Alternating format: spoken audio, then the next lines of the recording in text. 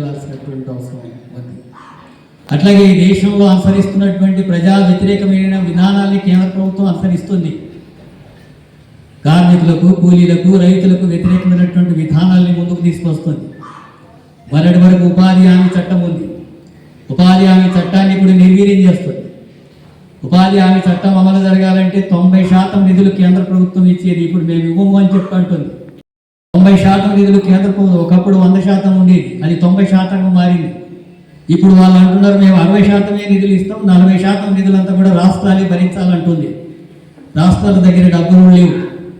రాష్ట్రాలు ఆ రకంగా వేల కోట్లు పెట్టేటటువంటి అవకాశం లేక ఉపాధి కూలీల పనిని ఎత్తేసే కార్యక్రమం జరగబోతుంది. ఆ రకంగా గ్రామీణ ప్రాంతాల్లో ఉండేటటువంటి ఉపాధి కూలీలు కనీసమైన పని చేస్తే వచ్చినటువంటి వేతనంతో ఆ కుటుంబాల్ని పోషించుకోగలిగినటువంటి స్థితి ఉండాలి. నాకు మంచి మిత్రుడు అంటుంది. మంచి మిత్రుడు అంటే మంచి సేవకుడు, మంచి బానిస, మంచి ఏజెంటు, నేను చెప్పింది నేను జీతగాడుగా ఉండాలని చెప్పి అమెరికా భావిస్తుంది. ఆ రకంగా ఉంటే మన దేశానికి అగౌరవం కదా, ఈ దేశ ప్రజానీకానికి అగౌరవమైనటువంటి విషయం కదా. అలాంటి స్థితి ఇప్పుడు దేశంలో కొనసాగుతుంది. ప్రజలు వీటన్నిటిని అర్థం చేసుకొని ఆ రూపంలో స్పందించేటటువంటి పరిస్థితి లేదు.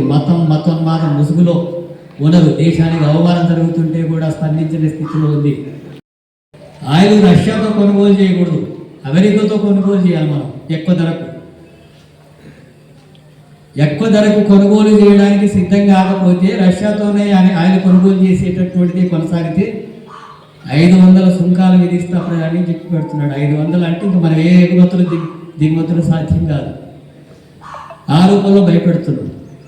వీటన్నిటికీ భయపడేటటువంటి పద్ధతుల్లో మోడీ వివరించడం అనేది, మోడీని ఆయన భయపెట్టడం అనేది కొనసాగుతుంది.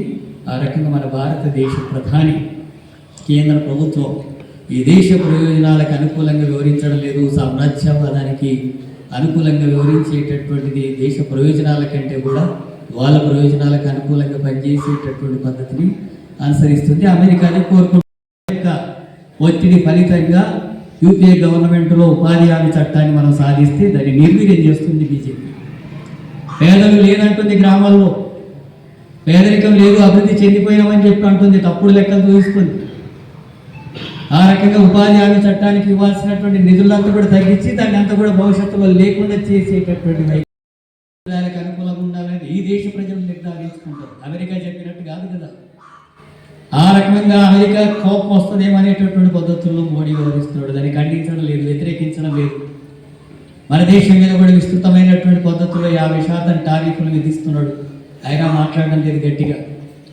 ఇప్పుడు అంటున్నాడు మోడీ నన్ను సంతోష పెట్టడం లేదు, మోడీ నన్ను సంతోష పెట్టేటట్టుగా వివరించాలంటున్నాడు.